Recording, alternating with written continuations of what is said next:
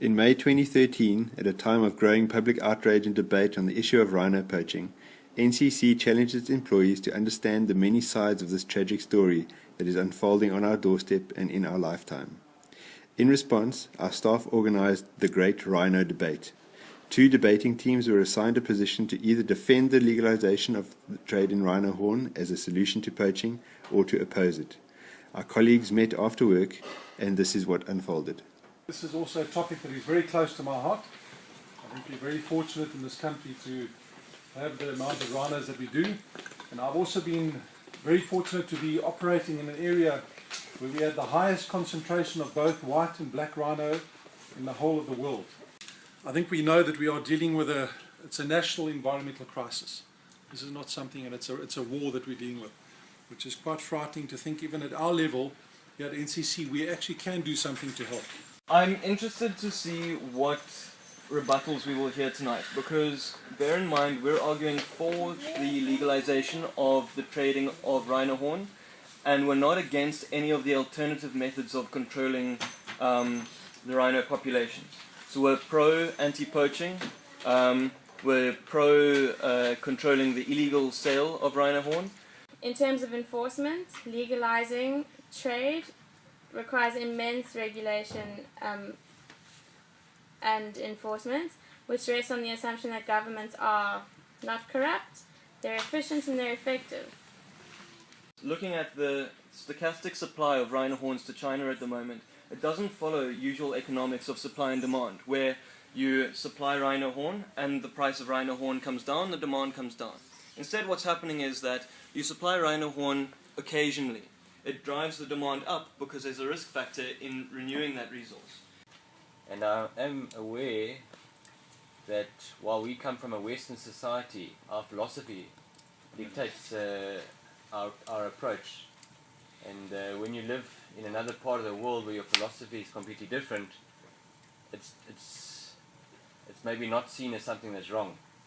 And to me there needs to be a kind of an awareness of what's actually happening on the ground level, because I don't think any philosophy in any part of the world would allow something like this to happen if people actually knew about it. Guys, thanks for your arguments. They're rubbish.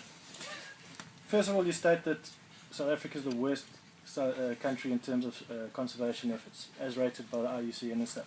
Yet you're proposing putting 90% of the world population of rhino into those hands. I don't know about that. You guys mentioned that we said that that South Africa is the worst performing conservation country in the world according to UNEP. That's untrue. We're 124th out of 132.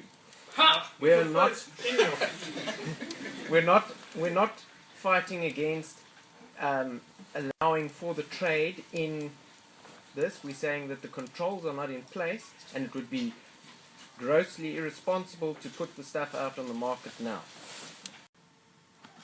The problem is what we're doing now isn't working. It's not.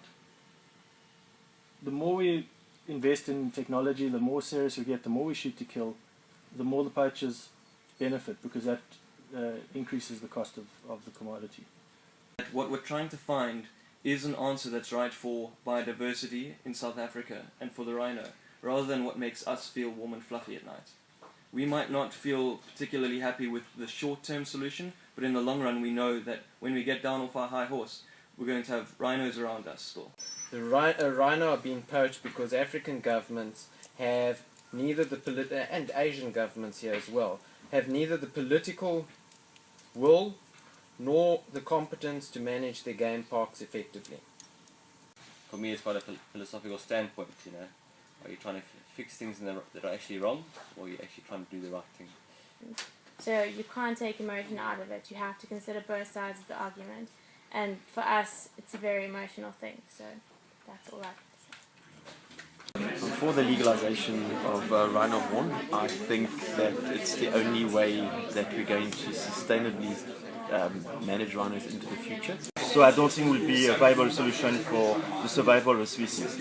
So I will be against the trade of the rhino horns at the moment.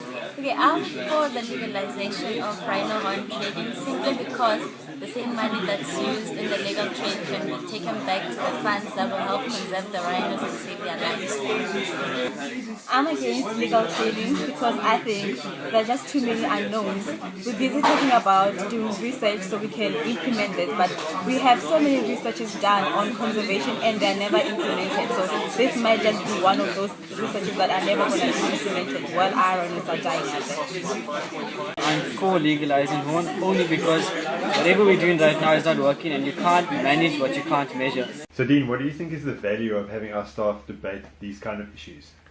Well, I think there are a couple of areas. One, I don't think they know each other well enough outside the workplace, and we spend a lot of time together in the workplace and get to know each other really well around the similar subjects. We have similar opinions, but people don't get to know other people's values outside. So that's the first one. The second part is there are different opinions, and it's not uncomfortable to have different opinions, and I think they do need to debate it, but they do need to hear both sides of the story. At the moment they're hearing something they don't like, but they don't understand the argument behind it. So I think that was one of the great values of last night. Dean, why is NCC not getting involved in any anti-poaching initiative? We did consider it. We were quite far down the road with a top-end security company to do it, and when we look back at it and what the activities required, the advice we got from these guys, ex-police officers and military guys, they said be careful.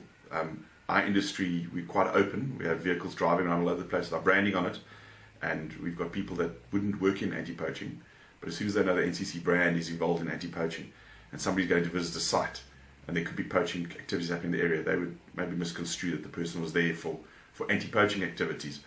And in this day and age, people shoot you for your cell phone. I promise you a rhino horn, they'll shoot you even quicker. So we decided to step back for the safety of our staff and for the protection of our business as a whole. So I guess, after all is said and done, the question, or perhaps the challenge, remains. What are we, as a group of 120 passionate conservators and environmentalists, going to do about rhino poaching? Do we hold another debate? Or do we look to our values to guide us in finding some way to make a meaningful difference? Please post your comments and ideas. Thanks.